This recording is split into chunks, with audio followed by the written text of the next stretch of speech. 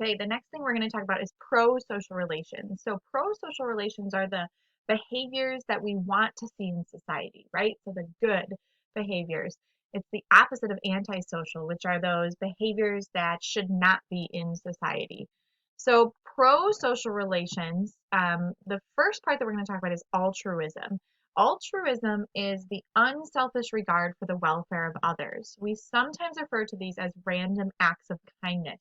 Oftentimes, altruistic behavior is going to be anonymous, right? Like you're not going to get recognition for this, or the recognition that you do get wasn't what you asked for, because that would like kind of defeat the purpose of this unselfish piece of altruistic behavior. So, what influences us to act altruistically? Well, the first thing is the social exchange theory.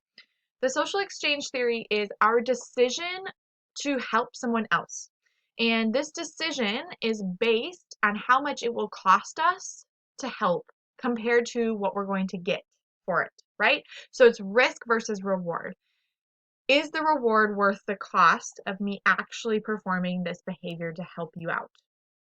Well, there's two parts of this. The first is going to be the reciprocity norm.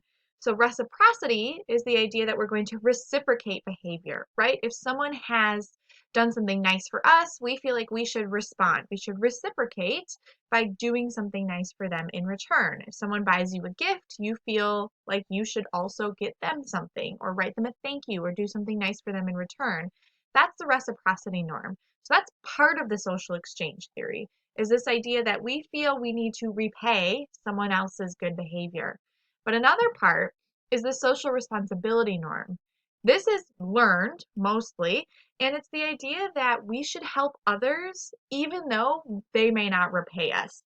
Usually, this is going to be helping those who cannot help themselves, people like children or the elderly or sick people. We have a responsibility as a society to help them out because they aren't going to be able to do it for themselves.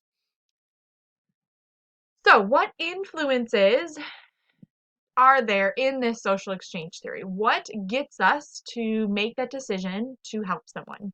First is the clarity for the need of help. The more obvious it is that someone needs help, the more likely that someone will give the help most of the time. There are some exceptions to this, as in the case of Kitty Genovese. So Kitty Genovese was coming home from her job in New York at like 3:15 a.m. in 1964 when she was stabbed 3 different times by Winston Moseley. She this attack took 32 minutes and she was stabbed 17 times. During this attack, 2 different times she called out to her neighbors saying, I'm being stabbed, I'm dying, I'm dying. And 2 different times, Moseley actually fled the scene and then came back because no one did anything to help Kitty. At least 38 people heard or observed some part of this fatal assault, and no one did anything until about 35 minutes after the event actually took place. And before that person even called the police, they called a friend to make sure that that's what they should be doing. So why? Why didn't these people do anything? We're going to talk about it later in the slides. But if you want to read more about Kitty, there is a New York Times article that is linked here. Other influencing factors in the social exchange theory, the presence of others. If there are other people around, the responsibility to help someone actually spreads. So your responsibility, you feel like you have less and less responsibility to help someone because there's more people around. This is what's going through people's minds as they are bystanders, okay? When we are walking down the street and someone drops a stack of papers and there's a bunch of other people around, we feel like, well, someone else will help them, so I'm just going to keep going. Your feeling of responsibility shrinks. The idea is if you were in a room alone with that person, immediately you would go help them, right? But because now you're on the street and there's 10, 20 other people around you, you feel like someone else should take that responsibility to help them out. And this is that bystander effect. The tendency, whereas the number of people present increases, the likelihood that even one person will help decreases.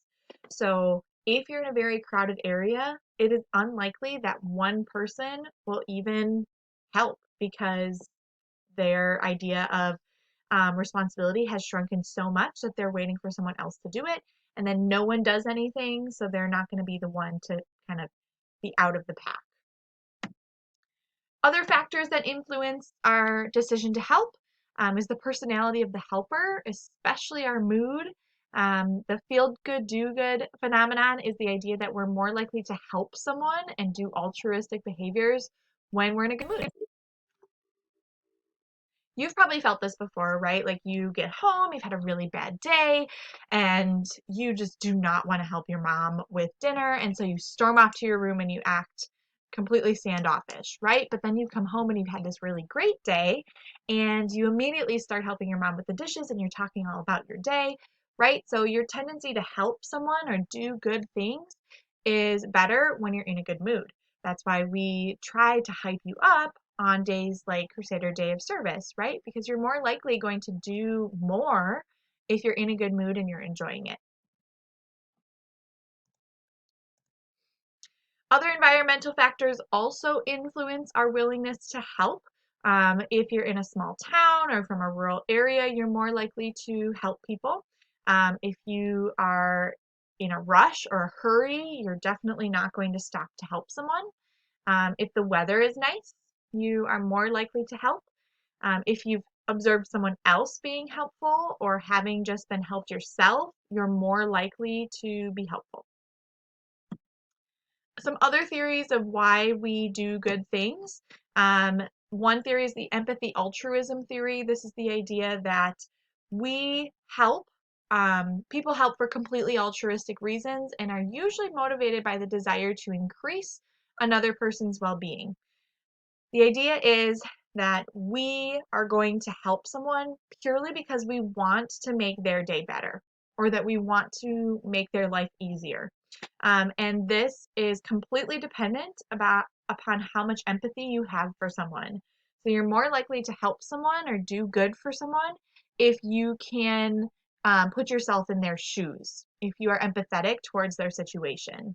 If you see someone who is a homeless person sitting on the side of the road and they have like a bunch of beer cans around them and they're really dirty and they look like they're passed out and someone's trying to rob them, you're less likely to help them because you don't really feel empathetic towards them. You can't really put yourself in their shoes and feel bad for them because you are judging them, right?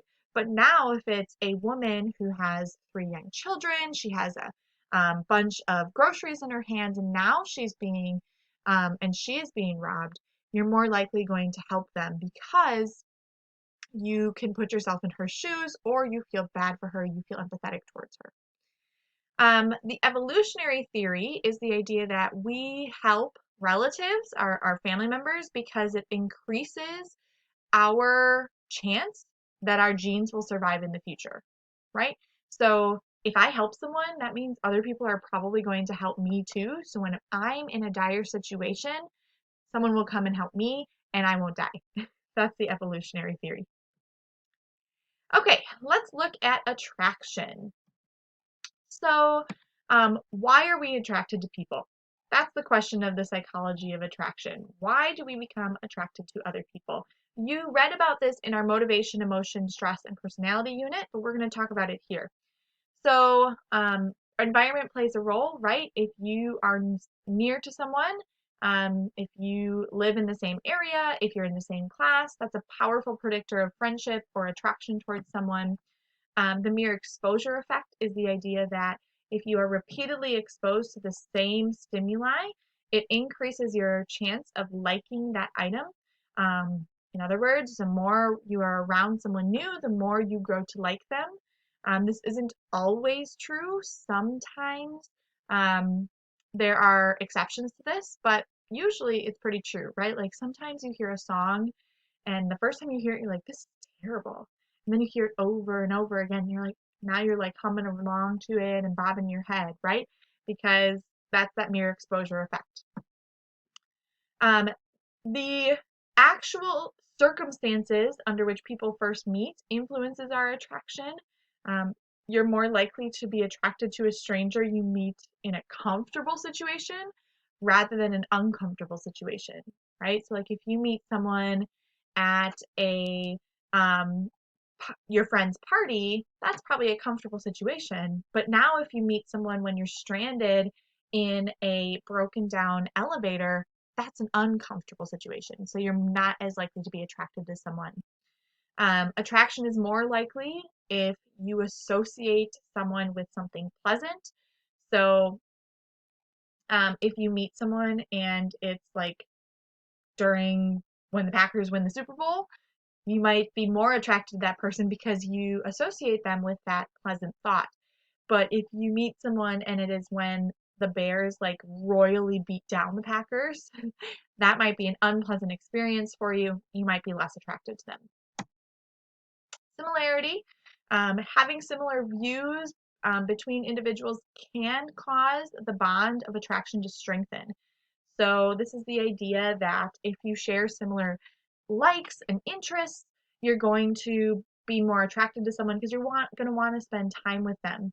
But it doesn't mean you have to be exactly the same. Sometimes those opposites do attract. However, big important things do need to be similar. Otherwise, that attraction decreases. Things like religious views, political beliefs, and your family values. If those aren't similar, then you're very unlikely to be attracted to that person. And physical attractiveness doesn't matter. Yes. Especially it's important in the initial stages of a relationship. It's what draws us to someone. The matching hypothesis is the idea that we tend to date or marry from with those who are at similar physical attractiveness. The idea is that if you are an 8 on the hotness scale, you're probably going to marry someone who's about that same attractiveness scale as you. So about a 7, 8, or 9, right? You are not going to marry someone who's a 2. And it goes the opposite way too. Psychologists believe that it's really more about compromise. As to why we pair off with someone of equal attractiveness rather than preference. We really would like to be with someone who is more physically attractive, but we don't want to be rejected by that person, so we will compromise with someone who's at our same level. Let's talk about some of the relationships that we form. So passionate love is love that you have with a significant other, an aroused state of intense positive absorption in another person, usually present at the beginning of a love relationship. This is that honeymoon phase, right? You're all consumed with that person. It's everything that you can think about. When you first start dating, it's like every moment of every day you're thinking about that person and you're just waiting for them to call you and you're getting like your heart's fluttering and you're getting nervous because class is ending and now you're going to go see them in the hallway and you're just so excited, right? That's that passionate love. This is that honeymoon stage. Compassionate love is what passionate love moves into. This is that deep, affectionate, intimate attachment that comes from just really being concerned for the welfare of that other person. This is when you're not necessarily getting nervous anymore, you're not getting those butterflies. However, you are super invested in making sure that that person is happy and you would do anything for them. You jump in front of a bus, whatever it is. This includes things like equity. So we ensure that we are giving just the same amount of I call it like the percentage, right? Like I'm giving 100%, so I expect you to give 100% as well. And then this also includes self-disclosure, where we're revealing intimate details about ourselves. Compassionate love is what is left when the passion changes or dissipates, right? So this is what's left in a relationship. This is when you are considered that old married couple kind of relationship.